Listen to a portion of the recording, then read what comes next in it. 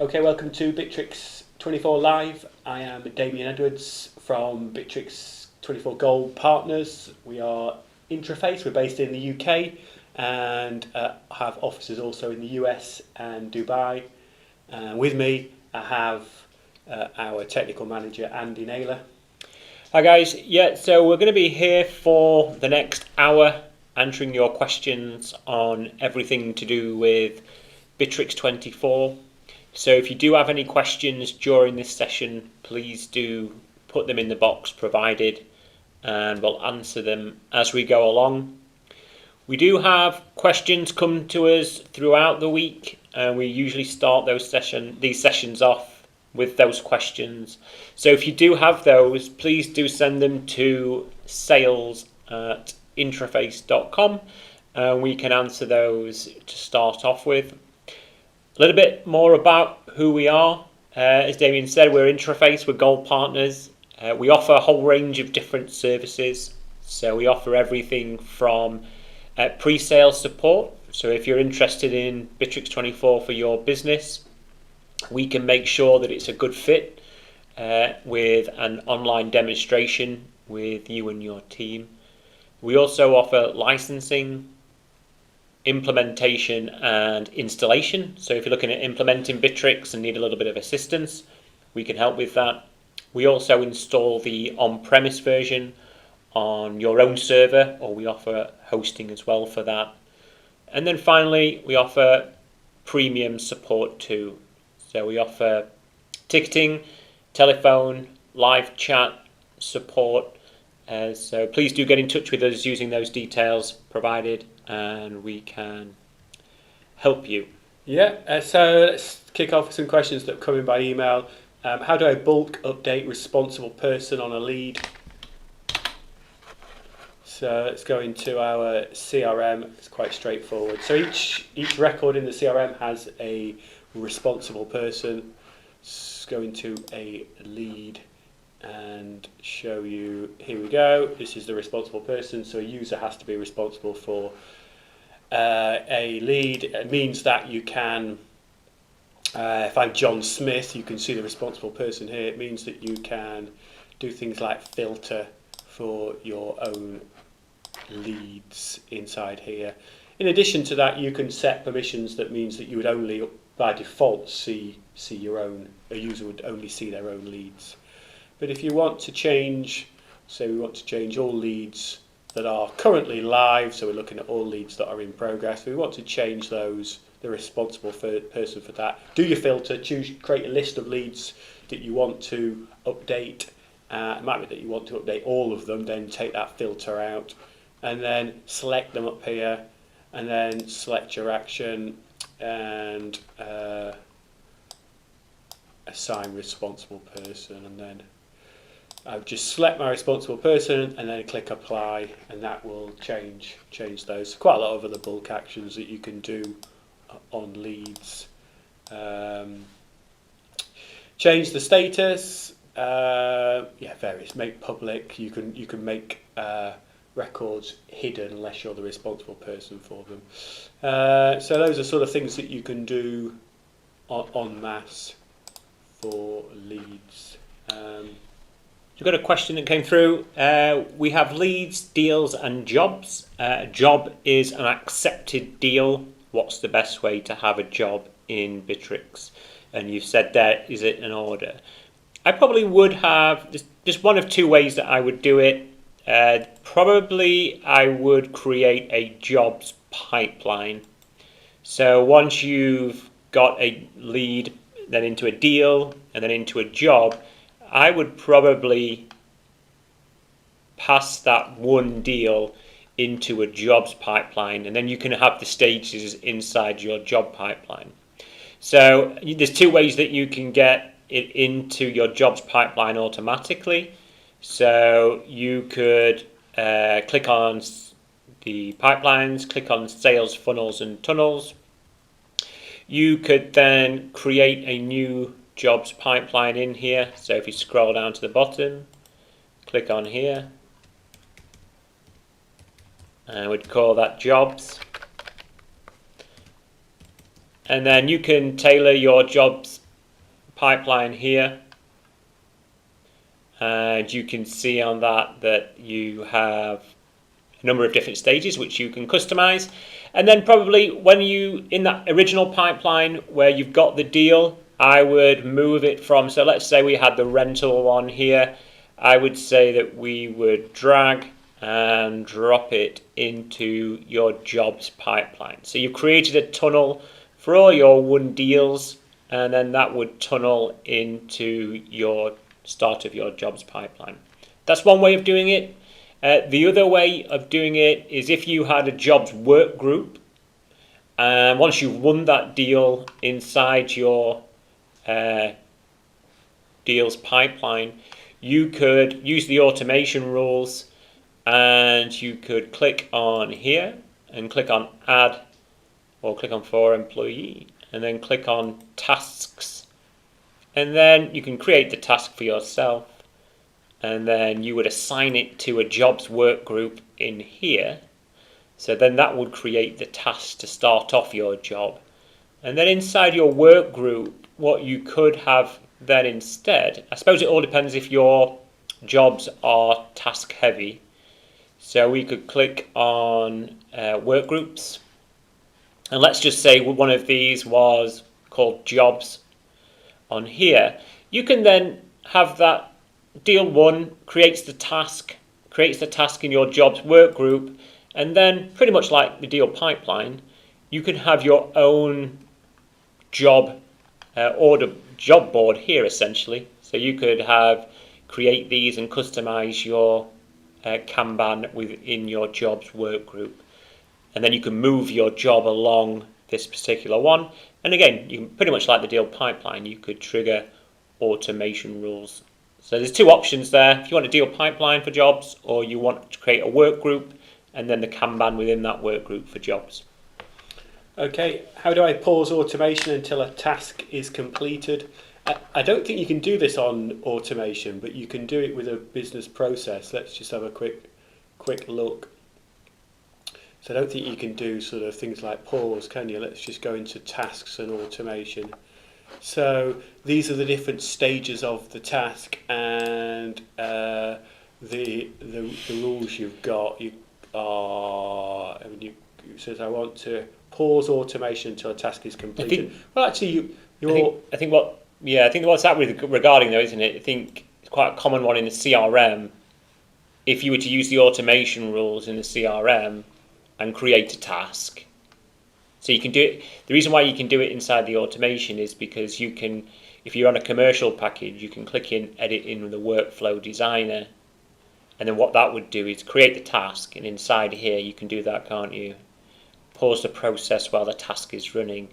So you would switch that to yes, and then if you had additional blocks underneath here, those would only trigger after the task has been completed. All right, so that's quite simple then. So you go into here, you use the task action block here, which would create a task as part of your process, and then as Andy showed you there, there's a standard action there to pause it. So the other thing you can use is a while loop, and you can set some parameters, so it can look at some parameters within the task and not continue until it'll loop round until that parameter is met. So you could set the stage of that, the parameter to be the stage which is task at stage complete, and then it will progress on, and the next one might just be that you create another task. But as it's got a standard setting inside the task, you can do that. Should be able to do that quite simply. Got a message on the chat that says no photo, image or video available. The video is streaming. We've got it here in front of us, so I think it might be an issue on your end. Yeah, I just want to move a deal from one pipeline to another. I think we just looked at that, didn't we? How to move a deal from one pipeline to another. Didn't we go into that? Let's just leave that. So if you go into your deals and into into your funnels. Does this copy it, or does it create a new one? Does it move it or create it a new one? I think it might create a new one. So you can use your funnels and tunnels to move. When we get to this stage, we can move that to a deal in this pipeline. So when a deal in this pipeline, which is this stage, we can move it to this pipeline at this stage. So you can do that on that graphic interface. Yeah, I think you're right. I think what this one does, I think it copies the deal, doesn't it? Yeah. And adds, so it keeps the original in the deal pipeline, which is useful if you want to keep the data about the sale, for example. But if you wanted to move it, you could use the automation rules to move it. So if you wanted to move it in a particular, click on add here and then click on change pipeline rather than copying it. And you could do it, there we are, change pipeline. So I had a question just with regards to what's the best way you'd recommend to create a mailing list inside Bitrix. And I think the best way that I would usually recommend is to use the filtering inside the CRM. So you can do it via the CRM rather than going into the CRM marketing and creating your segment. So in here, create the filter that you want. Damien explained a little bit a moment ago about the types of filters. Click on add, and you can add any other field that you want that exists inside the contact. We can click in here. Let's just say we wanted to see all the contacts that have been tagged annual accounts. That would then bring up your list of contacts. Click on the checkbox to select them all. If you've got 20 records showing like ourselves, but let's say you had 100 results returned, then you need to just make sure that you click on for all, and that will make sure that every contact on the other pages get included in this as well. But if you click on select action here and then click on add to segment, so a segment in Bitrix is a mailing list, and what you can do, you can add it to an existing segment already, or you can create a new one. Click on apply. You'll be able to see in the top right hand corner that that's been successful. And then if you click onto CRM marketing, click onto segments, and then you'll be able to see here the contact segment July 9th. And then you can use that in your campaigns. I think that's definitely the best way to create your segments in Bitrix, as you can use the CRM filtering tools a lot more efficiently. Okay, once a lead is converted to a deal and then customer reply to an email that was sent to the customer from the lead, does the reply email go to the lead or deal? So I'm not too sure I know the answer to that. It would be, I guess it might be just something you need to test, but I think if the email address is brought across from the lead to the deal, then I think it would sync into both, I guess. I think it all depends. I think it won't go into the deal unless you send the original email out of the deal. Right. I think that's how emails are assigned to deals. So if you've created a deal alone, okay, so it doesn't want to sync to every record, does it? Yeah, the email's not assigned to the deal. The email's usually assigned to the contact. The contact is assigned to the deal. So in that case, it would definitely feed into the contact. But if you wanted all emails to go into the deal because you're working on that opportunity, you need to start the email thread off from the deal, and then that email gets tagged as associated to that deal. So any replies that come back in then go into that particular deal. Yeah, it's probably worth testing just how it functions. Can I restrict access to fields in the CRM? So you can restrict access to full records inside the CRM, so you could restrict access to who can see that record based on who's the responsible person. Fields within, currently you can't do any restrictions on those, but that's a new feature that's launching with the update, so it should be available in a month or two. guessing if we just click into one of these, we don't yet have permissions on this. I imagine it will be setting in here or something. So yeah, I mean, the one thing you can do is hide the field until certain stages are, the deal's at a certain stage. But you can't do permissions by users on them. But it is a feature that's due to launch in the coming weeks. So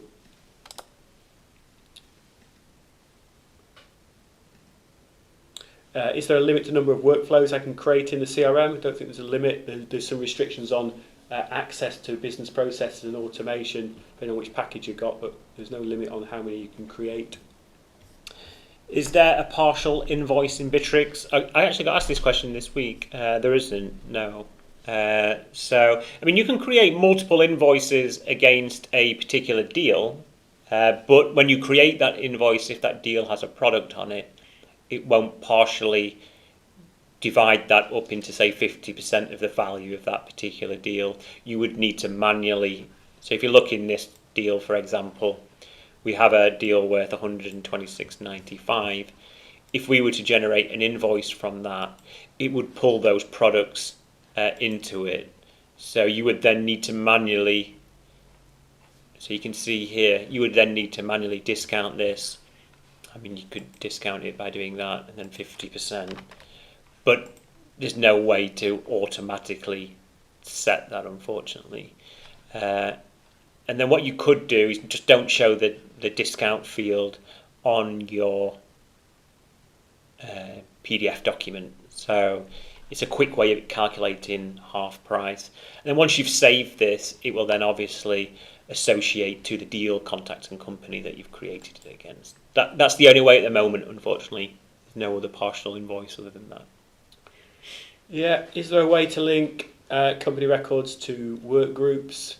So they're treated as separate items, but quite often you might want to create a work group for a client that you have.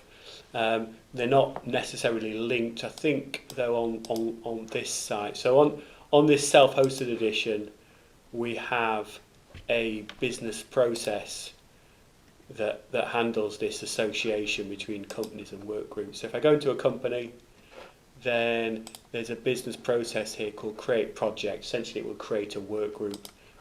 In this one, it pops up with a form with some questions, some fields I need to fill out. And then when we trigger it, it creates the work group. And in this case, it creates some tasks and other things. But that does create an association between them. I mean, that could also, as part of that process, I guess, create a link in here somewhere to that work group, so you've got them linked. But on the cloud, you can't do that. You need a self-hosted in order to do that. We've done a customization for law firms that we deal with, where they can go into a work group and they get a link here called client, and they click on the link and it opens up the company record as a slider in there. So that's really well integrated. But as standard, they're sort of separate, and it's generally not a need to be able to link the two together. But if you just want, I guess, the reason why you link two together is just so you can go into the company record and then follow the link through to what work group is. So it's, I mean, if you had I'd say you need a self-hosted to do these things, but if you had the cloud, then you could create a manual link to the work groups. I guess some of these things depends on how many you've got to do, how many different clients you've got, but you can create can we create a link in here? A link, you can create a link, you can put a link in there, call that work group, and then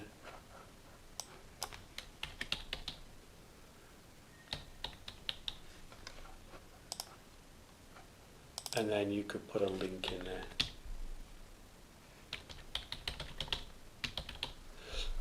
But specify the URL of the work group. So yeah, depending on what purpose you want to do it. It's not a standard feature, but there's different things you can do. How about purchase orders to buy products on the deal from the supplier? What Bitrix introduced, there isn't obviously a PO module within here. So what Bitrix introduced was the ability to create documents for specific things such as purchase orders. So if you went into a deal, you could still use the products, so maybe have a PO pipeline, maybe, and then add the products for that purchase order onto this particular deal. And then what you can do is, if you're using the document tool up at the top, you can add a new template. We would always recommend downloading a template from the UK for examples. And what you can do is then download it, create the purchase order template, and then you will be able to use that purchase order. So if I renamed this, for example, to purchase order or PO, and you can create your own PO numbering system as well. And then when you come into here, click into general, click on here, you can then generate the purchase order in the template that you've chosen. You can download it, you can then attach it to this particular deal if you wanted to, and then that's how you would expand on that. I think that's the best way to do it, and that's what Bitrix introduced these document generator tools for. Yeah, that's our contact details. If you want to get in touch with us for one-to-one demo, contact us on one of those phone numbers or sales@intraface.com. And if you give us any information about your requirements, as much information as possible, we'll tailor a demo to suit what it is you're looking for. Can I have sub-projects? So you can't really create sub-projects, no. Let's have a look when you create a work group. Let's have a look at the fields you've got. You know, those are the settings that you can use. I think if you've got the on-premise, then we've created that before, haven't we? Because it's commonly asked, and it's something that we've developed internally for one of our clients, where you can you create the parent work group, and then when you create the sub work group, you simply click a checkbox to say this is a subgroup, and then once you click that box, it then asks you what you would like the parent to be. And then when you click into the parent group, down the right hand side you can see all the subgroups inside that particular parent. So that's the advantages of having the on-premise version. You can customize it. We've done that previously. So if you're on that, please do get in touch with us. We can assist you, but it's not unfortunately available on the cloud or on the on-premise as standard. You would just need to get in touch with us to discuss that. How to show the time on created field. At the moment it's showing today only. Yeah, it's a good question. I'm not 100% sure on that. I do know what you're referring to. So when you click into here, we have the created. We've got that showing already, so it would be here. You can see it doesn't have a time. I don't think there is a setting, is there, to determine to show the date and the time. Let's just check in the CRM settings in here and in the leads. No, there isn't. I don't believe that. We'd have to check that. It's a good question, because you do want to know exactly when it's been created. I think if you click into it, it may tell you the time and date. It does tell you in here, so we actually do have the time, but yeah, we can't show it in the list view. Okay, is it possible to add conditional formatting to a CRM form? So you finished? Yeah. So depending on what you mean by conditional formatting, but I'll show you what's possible to do. So you can create your forms, populate them with any fields that exist inside these modules, and if you create custom fields, then you can do that. You can display those fields inside there. And then there are some ways to, where have they gone? Rules, okay, that's it. So you can create some rules. So this is the conditional rules. So I think it's best if you've got a drop down, isn't it? Yeah, sure, yeah. Let's put a drop down in and see if we've got a sort of selection list. Source. So we've got this source. It's got a long drop down list based on what the user selects. We want to display some additional or hide some fields. So if we select source, if source equals website, show or hide email field. So you can create those, and then you can create additional rules, as many rules as you want. So as the user goes through, selects, populates different fields, then you can show them or hide them other additional fields. So it's dynamic in that sense. Yeah. So got add a new deal, amount and currency field, how to remove the currency field totally. If you're on the cloud, you won't be able to. You won't be able to remove the currency field in general. But what you can do is, just so there isn't an option to select other currencies, just go to your CRM settings, go to currency, and just remove the ones that you don't need. So if you're in Australia, you'll have your currency selected as the default and base, and then remove the other two, and then it will just give you the Australian currency.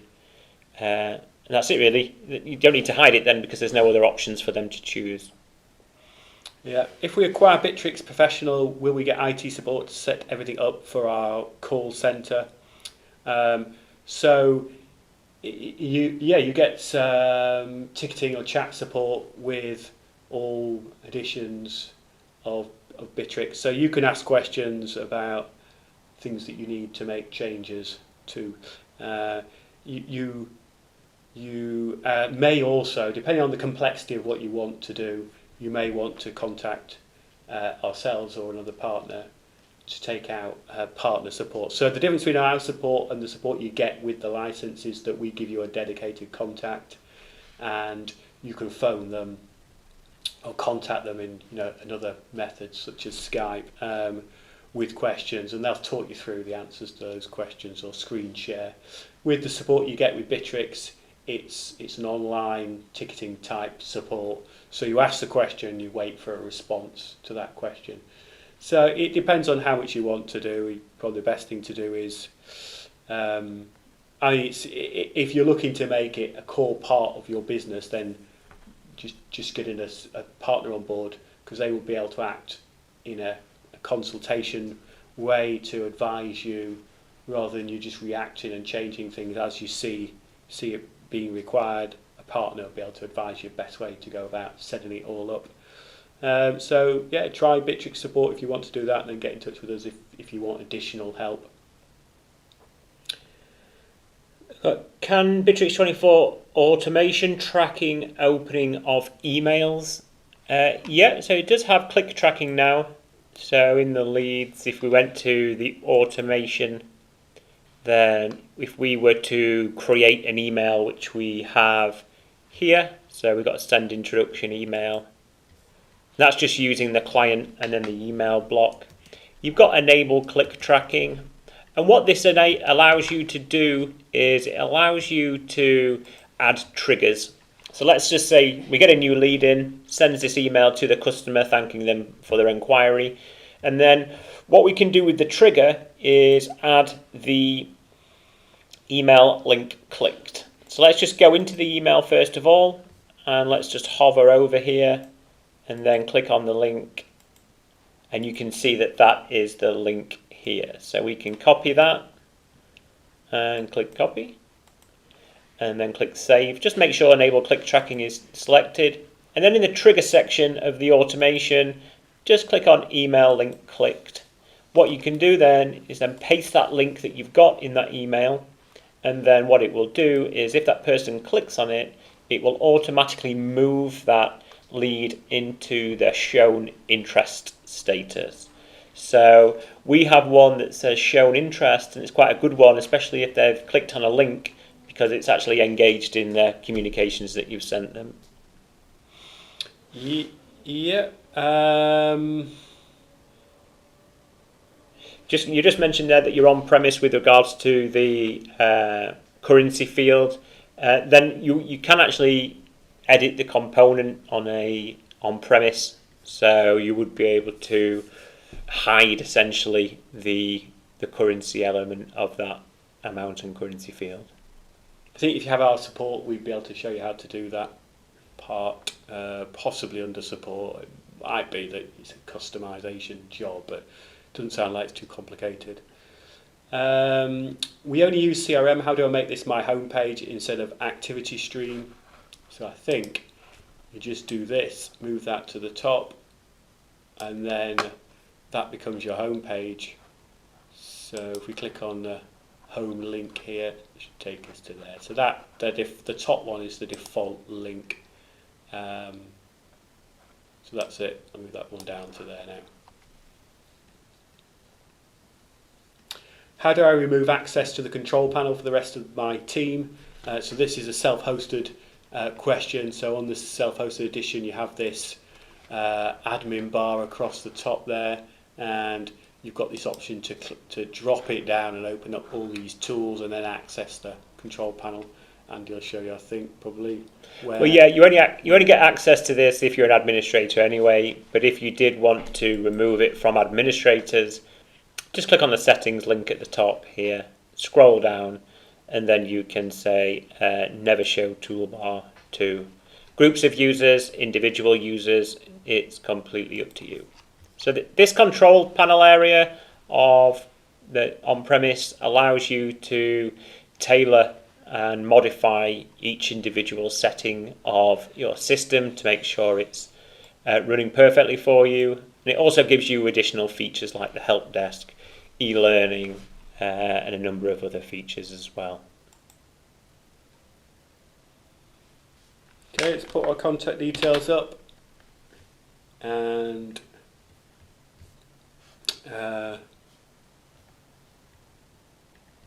let us have any more questions that you've got, and if you want to email those questions over, we'll get somebody to get back in touch with you to help you. If you're evaluating it, want to know if it will do something, then we can demo that, how that feature will work for you.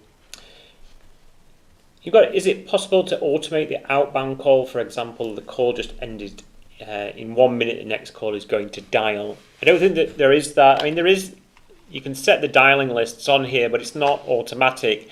There is an application, I do believe, I recently came across it. I think it's, if we type in auto,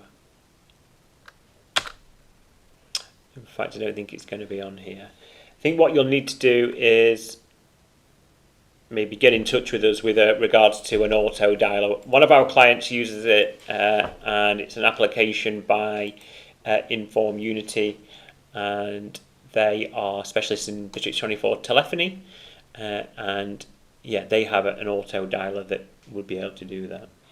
Okay, is there a dashboard which shows all my live projects? So there are some dashboards inside tasks. So if you click across the top here, there's some projects, shows you all your live projects here and gives you an indication of performance. I think that's a measure of how many tasks are completed on time. So that shows you all your live projects. It's got a filter at the top, so you're filtering just in progress projects. You can then narrow that down to the ones that you're responsible for. And let's have a look. We can do more on reports, can we? You can create custom reports there, not dashboards. If you have an on-premise edition, we create a lot of custom dashboard pages for reporting and KPIs and things. Got efficiency, haven't you? It shows you how many tasks are completed or projects are completed on time. And so you mentioned, not track emails, but not track email link, but open and read of emails from clients. Well, the same goes really with the automation side of things with regards to email viewed and emailed So if we go into our automation again, this is the only way to do it. So you would click into here, click on add, and you can see email viewed here. So that would, if an email has been sent through the automation, you can still move the lead along based on that automation trigger based on email viewing. So it's still the same. You can't do it based on a normal email, I don't think, if you're connecting your email up via the webmail option. Okay, how can I see which of my colleagues are on Bitrix at any given time? So you do have a couple of things, a few different things. I mean, you can see, I've not got anything there. You'd see people appear on that right hand side if they've sent you messages, and you get an indication. So look, we've got it on this one. You get an indication if these people are online, and people that recently sent you messages. Also, we've got, this is the new widget, isn't it, that came out very recently. I think it's on the new release. So you can see the people that are now live online. Right, okay. So that's brand new. If you hover over the question mark, no, I don't think it'll bring it back. Yeah, so if you've got this as a demo site, a bigger site will show you all of them. I suppose, I don't know how they fit all of them in, whether they're whether you get to see all of them or not. I mean, if you've got the self-hosted, which is a quick look at the analytics, because you can see a lot more on there. So you have this visitors, and you have online visitors here. We're on a demo site, so we've only got one user on here, but this shows you, you can see this John Smith, and you can see the sessions. So this is visitor sessions from today. Time on site, the IP address that they've accessed, and you can see the last page and things like that. So that's a click that you get. Essentially, get a click by click that you can see here when I drill down into it, exactly which pages this user's visited and at what time and from what IP address, and so full user activity history log inside there.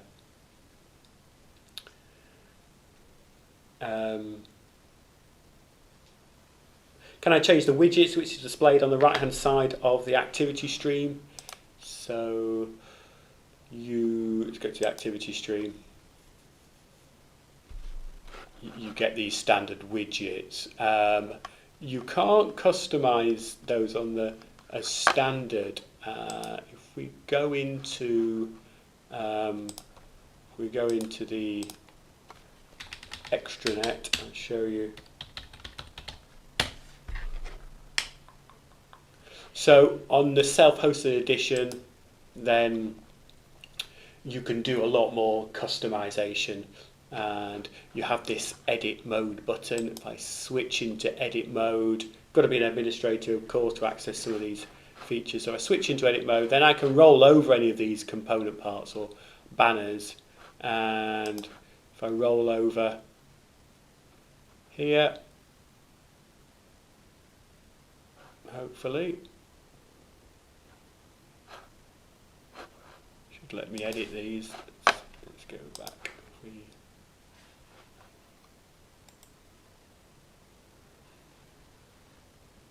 Okay, you should be able to edit these. I should be able to roll over. I'm not too sure.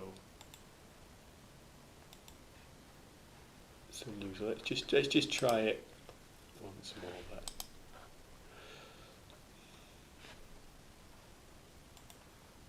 Okay, and you should be able to edit individual component parts, so including those banners. So I mean, what you get is a roll over the component. Click on the settings, and then you can change these parameters in here. So that would, on those sort of banners on the right hand side, that will allow you to change the actual image and the link that it goes to, and the running order of them and things like that.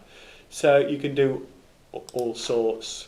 I can modify these menu items on the left hand side. It's pretty good if you're on the extranet. You can rename some of these links so that they're more relevant to if you're allowing your clients to log into the extranet. But yeah, you can do that, and if you wanted to do it, you can get in touch with us and we could help you do that. So we've got a question about Xero integration. So deals are closed once the deposit is paid. Is it possible to pull the payment from Xero once the deposit is paid? Mark the deal as one.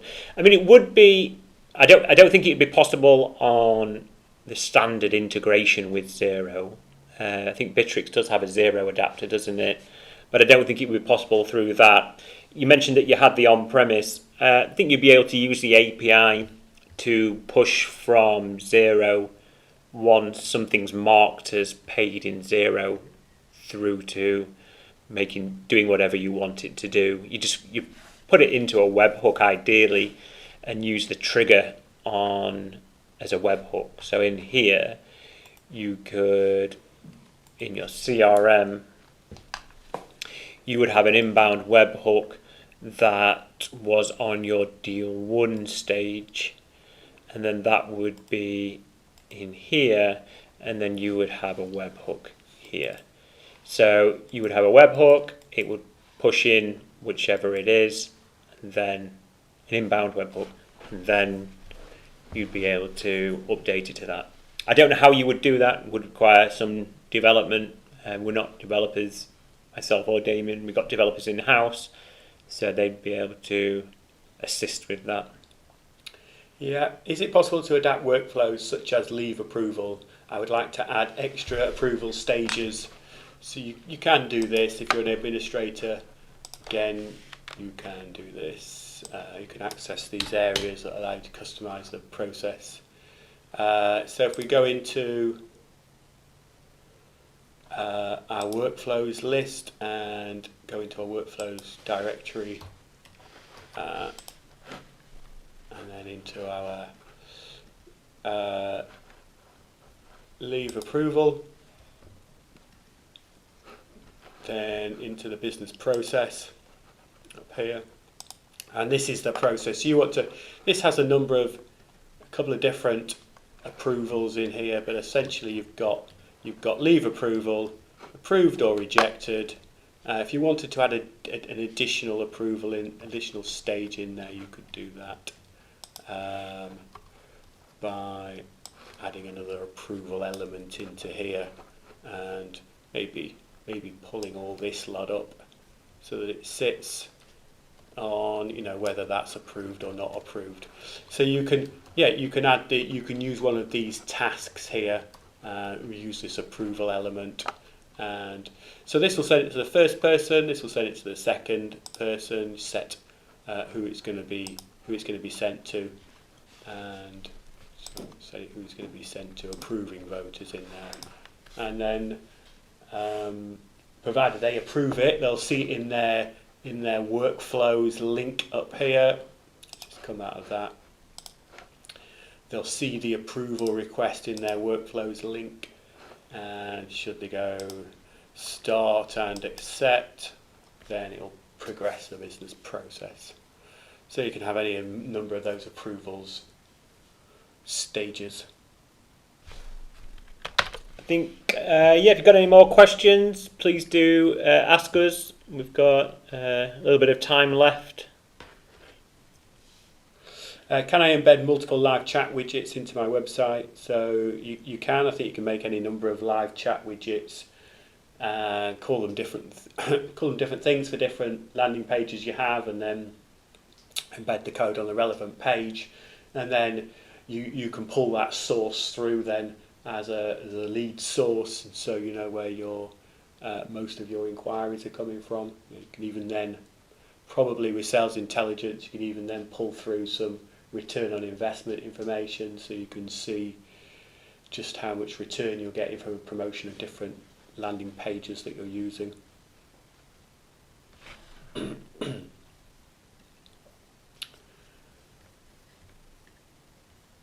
Okay, it doesn't look like we have any more questions. How do I map contact details mapped to a lead? How do I map contact details mapped to a lead? It automatically does it, doesn't it, really? I mean, yeah, I think I had this question again earlier. So, I mean, if you've got a first name, last name, and you mention a phone number in a lead, it will automatically map the core fields anyway. So, once you have this particular one here. So we've got James Cloud, and if we were to put a phone number in here, if we were to then convert this particular lead into a contact, then we've got it will automatically do that. So you can see in here it will map mobile number, I think we might have added that twice, mobile number and contact name. If you create a custom field in a lead, then it will ask you whether you want to create it in a contact, company and deal, whatever you're converting it into, prior to it actually converting. So you can check which ones you want to create it to, and that's how it maps. So it will create them for you if they don't already exist. We'll only ask you the ones. From an email lead, where you would need to collect the details from the phone number, you would need to put them in the right fields. That's the only way to do it. So if a lead comes in from an email, you would need to just manually add the phone numbers in if you have them. Yeah, that's the only way to do it. From your inbox, you wouldn't be able to create a lead and the phone number address, the phone number go into the field. Yeah. Okay, let's leave it there for this week, and we do the same thing every week. So come back and subscribe, and we'll get notification when we go live next week. And if you go to Bitrix24.com to the homepage, you can register for webinars that we run every week on a Monday as well. But that looks like it's it. So thanks for your time. Bye for now.